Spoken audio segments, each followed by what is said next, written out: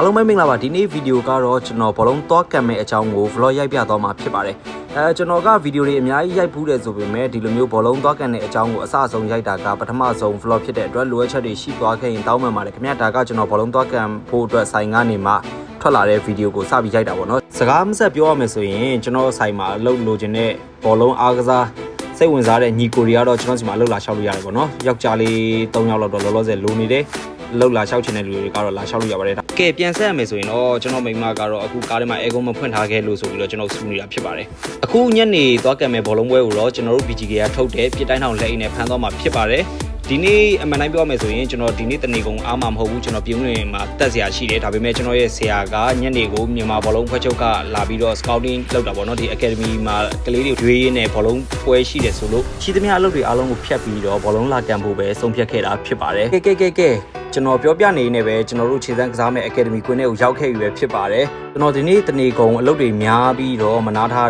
းနေတာဖြစ်တဲ့အတွက်ကျွန်တော်မိမကတော့ကျွန်တော်တို့ဒီမှာအေးတွေအများကြီးယူလာပါတယ်ဒါကကျွန်တော်စမြင်ချင်းမြင်ကွင်းမှာဒီမှာအသက်ကြီးတဲ့ဆရာကြီးလည်းပါတယ်ပြီးတော့ကျွန်တော်တို့ဒီထဲမှာတော့ကျွန်တော်အသက်ငယ်ဆုံးပြောလို့ရတယ်အသက်30မပြည့်ဘူးပေါ့နော်ကျွန်တော်ဒီကတော့ကျွန်တော်ဆရာစီနီယာအကိုကြီ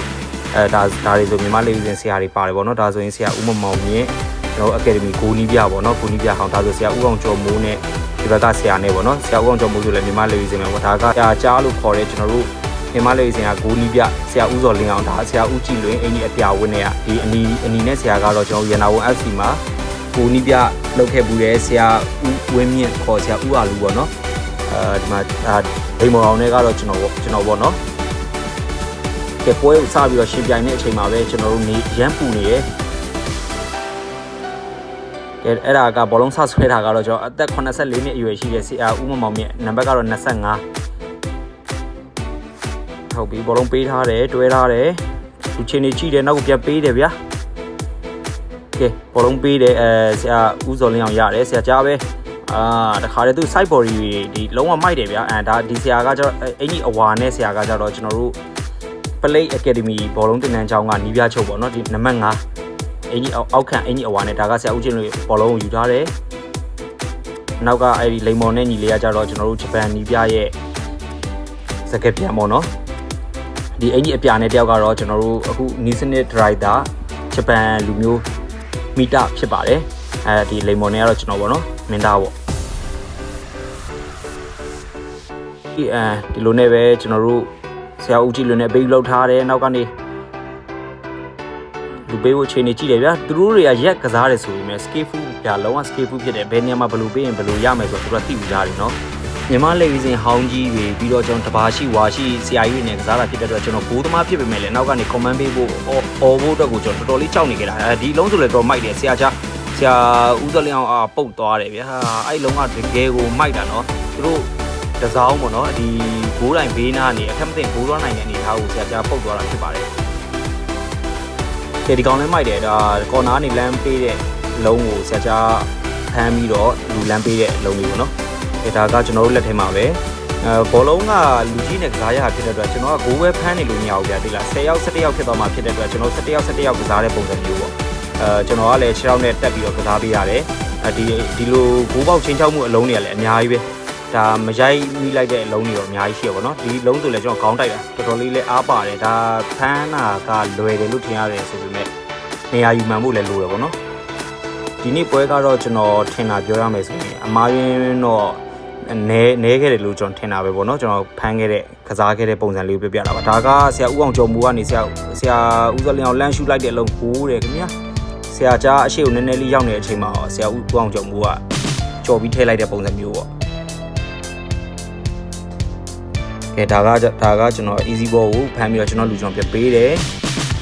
်ဒီလုံးလဲကောင်းတာပဲဒါဆရာဦးကြည်လွင်နောက်ကိုပြန်ပုတ်ထားတယ်ဒါမီတာဂျပန်လူမျိုးနဲ့တွဲတယ်ဒါအဲ့တောင်ပန်းကလေးလဲတော်တော်လေးလှုပ်တယ်ဒီကလေးတွေကလည်းဒါစူကန်ဆဲခံရတာပဲတော့เนาะဒီလူကြီးနဲ့ကစားဖြစ်တယ်တော့ဒီလုံးလာမယ်ဒီဆရာကြည်လို့နဲ့ဒိန်းဆိုကျွန်တော်1 by 1မိတယ်ခင်ဗျာကျွန်တော်ပဲ BGK ပဲကျွန်တော်ပဲမိတယ်ခင်ဗျာဒါသူတို့ချင်းချင်း respect ပေးပြီးတော့ပြန်ပြီးတော့ team ခိုင်းမိတာရှင်တောင်းပန်နေနေထားပါတော့လူကြီးတွေနဲ့ကစားဖြစ်တဲ့အတွက်လှုပ်ရွရွဟို အရင်တီးတာမျိုးမြန်တာမျိုးမဟုတ်ပေမဲ့သူတို့ကစားတာတွေတော်တော်လေးလှတယ်ဗျာဒီလားကျွန်တော်ပရိသတ်တယောက်အနေနဲ့ကြည့်မယ်ဆိုရင်တော့မှတော်တော်လေးကြည့်လို့ကောင်းတဲ့အနေထားပဲလမ်းကန်ကိုစူးစမ်းတယ်ဒေါက်တာကြီးပဲဒါဆရာချီပြန်ရတယ်ဆရာချီကဆရာဦးကြည်လွင်ပေါ့နော်ဒီကနေမှသူကန်လိုက်တဲ့အလုံးဆိုလဲကျွန်တော်ဟိုသူယာနေတယ်ဆိုတာသိပေမဲ့လည်းဒီလောက်ထိအားပါနိုင်မယ်လို့မထင်ဘူးပေါ့နော်ဒီတစ်လုံးဆိုလဲကျွန်တော်ဟုတ်မဟုတ်လိုက်ပြက်တယ်ပေါ့နော်အပေါ်ဘောတွေဒါဆိုအလိုက်တင်လေးပဲလမ်းဖမ်းလိုက်ရုံပဲပေါ့နော်သူတို့ကအရင်အဝေးတွေကနေတအားကန်ညာမျိုးတော့မဟုတ်ဘူးဒါပေမဲ့လည်း easy နဲ့လေကိုနားကိုရောက်လာပြီးတော့ကန်ချက်တွေကလည်းအားပါတယ်ကြော်ထဲတာတို့ဒါမျိုးတွေကကျွန်တော်တို့ဟိုကီပါတွေအတွက်ကတော်တော်လေးကိုစိတ်လှုပ်ရှားစရာကောင်းတယ်ပေါ့နော်ဒီမှာဒါမျိုးကော်နာတွေပေးတာတွေဒါမျိုးတွေရိုက်တယ်မို့စူးစားတယ်ချစ်တကြီးတယ်လမ်းကန်တယ်အဲ့လုံးလဲကျွန်တော်လမ်းဖြတ်ပြီးသွားလို့အဲ့မှာဆရာဦးစောဝင်းထွန်းဒါလည်းမြန်မာလက်ရေးစင်မှာနီးပြပေါ့နော်ဒီဆရာဆိုလဲဟုတ်ပြီဒီလူပေးကိုအခြေအနေကြည့်ရကျွန်တော်နောက်တန်းနဲ့ညှိသွားတော့ဗောနော်ဒီနေ့ဗီဒီယိုကတော့ကျွန်တော်ဘောလုံးကန်တဲ့ vlog ကိုပထမဆုံးလုပ်တဲ့ဗီဒီယိုဖြစ်တဲ့အတွက်လိုအပ်ချက်တွေရှိသွားခဲ့ရင်တောင်းပန်ပါတယ်နောက်ပိုင်းဒီမှာတော့ကျွန်တော်ကိုကောင်းမွန်တဲ့တင်ဆက်မှုမျိုးနဲ့ကျွန်တော်လုပ်ပြီးတော့မှဖြစ်ပါတယ်ခဲဒီကိုဆိုရင်လည်းကျွန်တော်တို့ကအဲ့နားမှာဆရာဦးတော်ဝင်လုံးရှိနေတာကိုကျွန်တော်မမြင်လိုက်ဘူးဗောနော်ကော်နာကနေမှချက်ချင်းပေးပြီးတော့ကိုတွန်းသွားတဲ့အလုံးကျွန်တော်ကတော့ကိုလိုက်ပြီးလိမ့်ပြီးတော့နေလိုက်တာဗောနော်အမှန်တကယ်ကျွန်တော်လက်မထုတ်တာလည်းပါပါတယ်ကျွန်တော်တားတယ်ဆိုရင်အဲ့ဘောလုံးမိနိုင်တယ်နော်ဒီလိုနဲ့ပဲပွဲကိုပြန်ပြီးတော့ဆက်တယ်ဒီသေးကိုအခြေအနေကြည့်တယ်ဘောလုံးဆွဲလာတယ်အဲ့တောင်းမဲကလေးတော်တော်ကိုလှုပ်တာပါဆိုဒါကတော့ဒုတိယပိုင်းရောက်သွားပြီကျွန်တော်မပါတော့ဘူးเนาะသူကလာချင်း3ပိုင်းကစားမယ်လို့ပြောပြီးတော့အခု2ပိုင်းကိုမှကျွန်တော်ပထမပိုင်းတစ်ပိုင်းလုံးကစားလိုက်ရတာပေါ့เนาะဒီမှာဆိုရင်ဒါဆရာကြီးကန်တဲ့အားပေါ့เนาะလမ်းတင်ပေးလိုက်တယ်ဒီဒါရှုပ်ချက်ခက်တဲ့အနေထားကနေပဲသူတို့ပြန်ဦးရတာပေါ့เนาะဒီအပြာဘက်အတင်ကတော့ကျွန်တော်တို့ဒီမြန်မာလေးစင်ဒီအပြာနဲ့အတင်ကတော့ကျွန်တော်တို့အကယ်ဒမီမှာလာပြီးတော့လူလာရွေးတာပေါ့နော်ကလေးတွေကိုလူလာရွေးတဲ့နီးပြတွေဖြစ်ပါတယ်ဒီလုံးဆိုလဲအဲ့မှာကျွန်တော်တို့ဆန္ဒဘက်ကတားသွားတာပေါ့နော်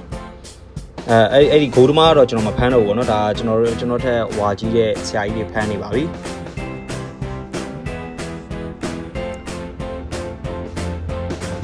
ပြန်ပေးထားတယ်အလဲနဲ့ပြန်တွဲထားတယ်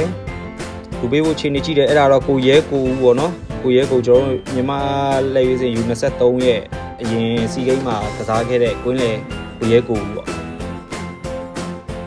အခုလိုဗီဒီယိုအဆုံးထိကြည့်ပေးတာကျေးဇူးလည်းအများကြီးတင်ပါတယ်ကျွန်တော်ကဒါပထမဆုံး vlog ဖြစ်တဲ့အတွက်လိုအပ်ချက်လေးတွေရှိသွားခဲ့ရင်တောင်းပန်ပါတယ်နောက်ဗီဒီယိုတွေမှာဒီထက်ပိုပြီးကောင်းမွန်တဲ့တင်ဆက်မှုမျိုးနဲ့ကျွန်တော်တင်ဆက်ပေးသွားမှာဖြစ်ကြောင်းပြောရင်းနဲ့ညီကုန်းချုပ်ပါတယ်ခင်ဗျာ